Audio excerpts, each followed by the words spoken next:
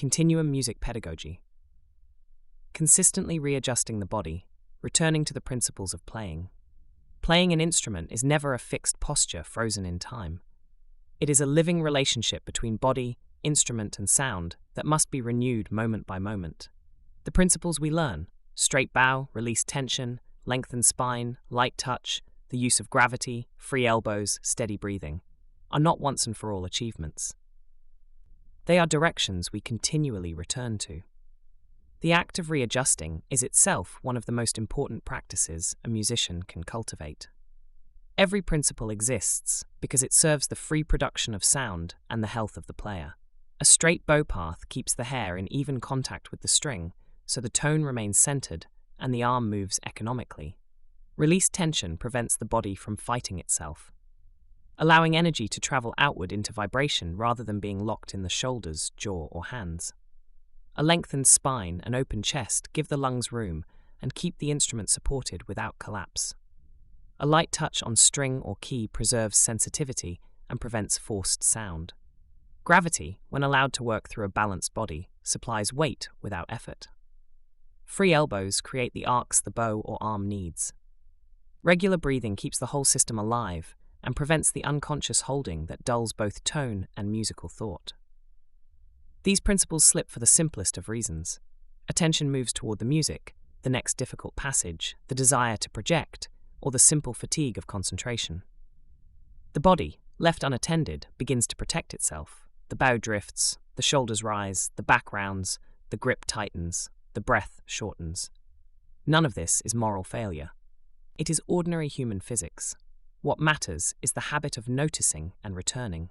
Consistent readjustment is the practice of that return. It is not constant self-criticism. It is quiet, repeated orientation. Between phrases, at the end of a line, during a rest, or even in the middle of a sustained note, the player can ask, is the bow still traveling straight? Are the shoulders soft? Is the spine long? Is the touch light? Are the elbows free? Is the breath moving? Each small correction re-establishes the conditions under which clear sound and free movement are possible. Over time, the corrections become faster, lighter, almost automatic, yet they never become unnecessary.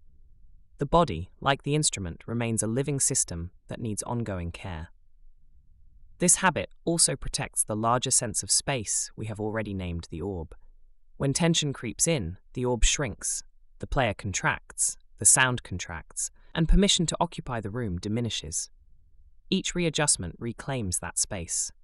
The violinist's bow arm recovers its arc, the cellist's endpin and spine regain their relationship to the floor, the bassist finds height and width again, the pianist's arms and feet rediscover the full reach of keyboard and pedals. The orb is not claimed once at the beginning of practice, it is reclaimed continuously. There is a further gift in this practice. By returning again and again to the basic principles, the musician keeps the earliest lessons alive inside the most advanced repertoire. The same lengthened spine that supported the first open strings now supports a complex phrase. The same light touch that produced a pure pianissimo in the first lessons remains available inside a fortissimo chord. Technique does not replace the foundations. It rests upon their constant renewal. In daily work, this can be simple. Begin each session with a brief body scan and a few deliberate adjustments. At natural resting points in the music, pause long enough to notice and release. After a difficult passage, return deliberately to an open string or a single key and rebuild the free relationship before continuing.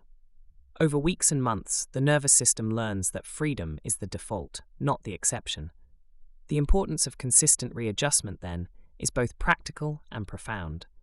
Practically, it keeps the sound clear, the body healthy, and the technique reliable.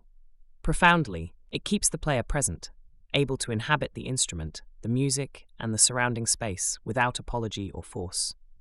Each small return to a straight bow, a soft shoulder, a free breath, is a quiet act of permission, the permission to be here, to move, and to make a living sound.